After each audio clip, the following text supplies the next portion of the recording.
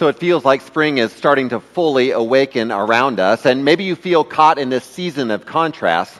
The landscape is transforming right in front of our eyes. The daffodils are coming up where there was frozen ground before.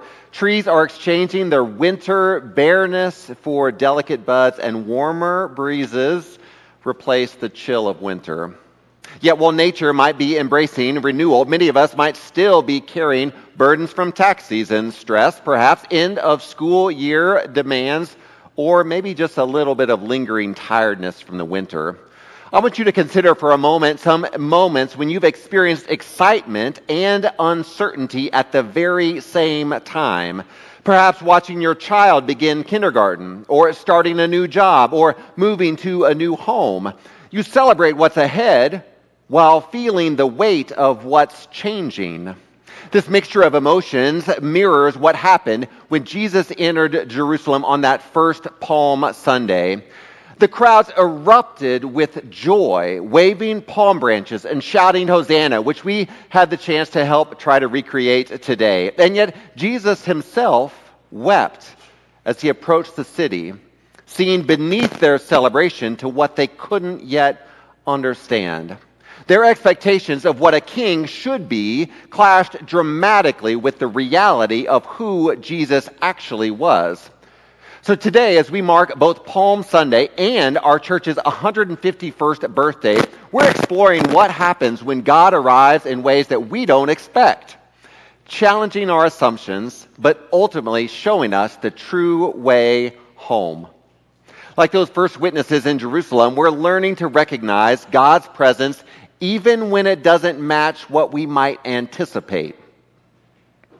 You remember that when Luke wrote this story down, it was around the year 80 to 85 AD. The Jerusalem temple had already been destroyed by Roman forces.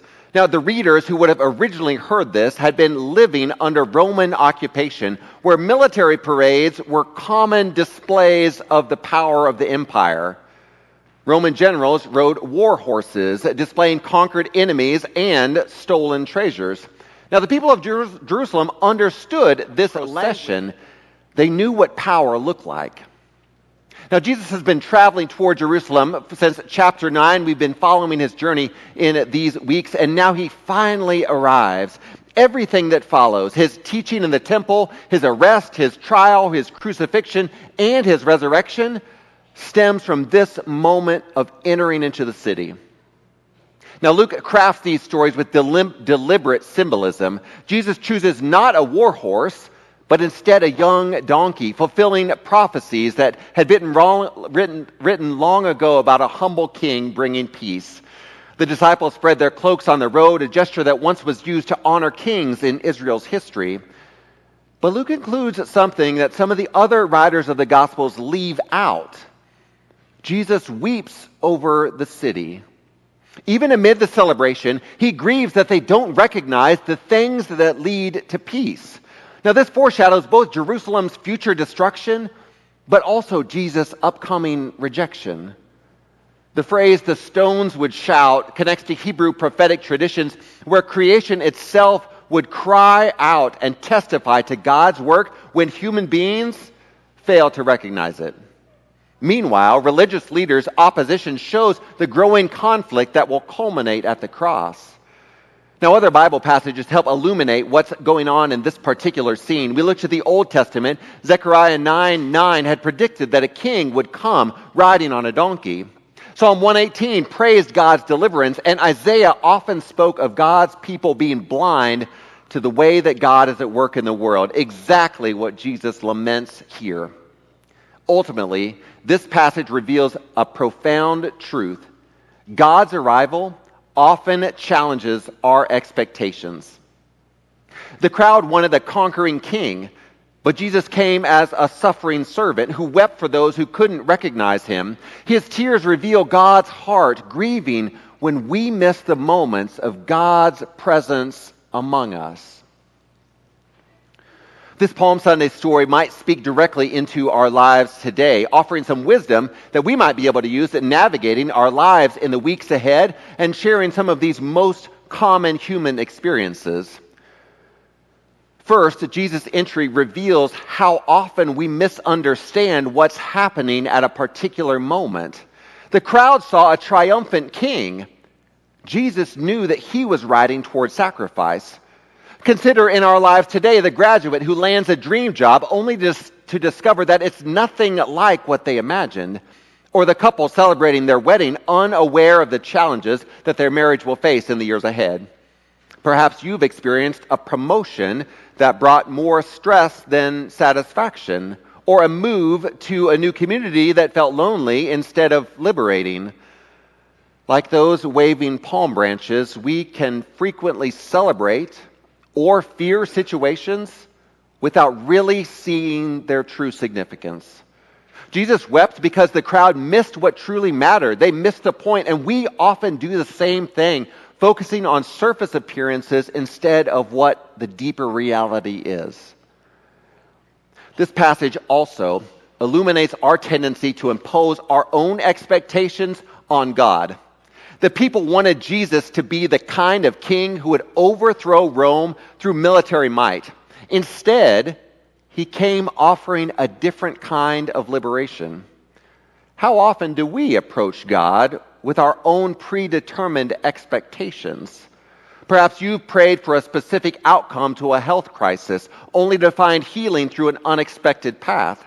Maybe you've sought God's guidance for a career decision, but struggled when the answer didn't seem to match what your preferences are.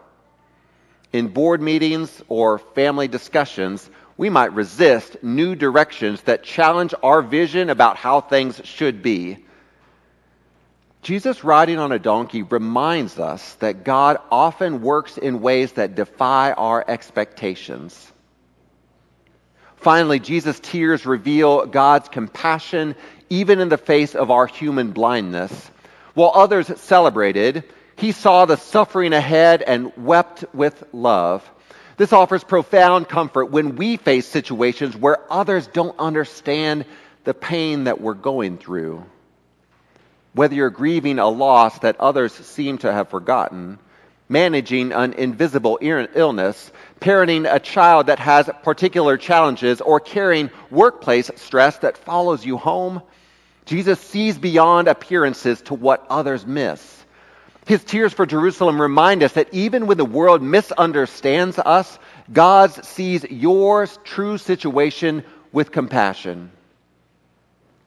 The good news is that God works most powerfully in the places where our expectations start to fall apart. When Jesus entered Jerusalem that day, he knew exactly what he was doing, deliberately choosing a path that would lead through rejection and death to resurrection and new life. This wasn't a miscalculation or a tragic mistake. It was God's love determined to reach each one of us. Now, even as the crowd missed the significance of what was happening, Jesus remained faithful to his mission. Their misunderstanding didn't derail God's purpose, and this reveals something profound about God's character, a persistent love that continues reaching toward us even when we completely misinterpret what God is doing. The tears that Jesus shed weren't just expressions of grief, but demonstrations of compassion that continues even when rejected. Now, this moment in Jerusalem wasn't isolated. It connected directly to God's consistent pattern throughout the Scriptures, from creation to covenant, from Exodus to exile, from prophets to Pentecost. God keeps finding ways to turn human misunderstanding into opportunities for deeper relationship. Even when we wave palm branches for the wrong reasons, God transforms our limited welcome into a pathway for unlimited grace and love. Now, the cross that awaited Jesus beyond this procession stands as the ultimate evidence that God's love persists even when completely rejected. What looked like a failure became the source of our salvation.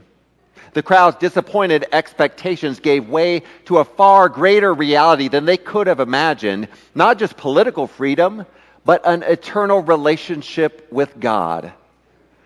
And this means that our moments of confusion, disappointment, or shattered expectations aren't the end of the story.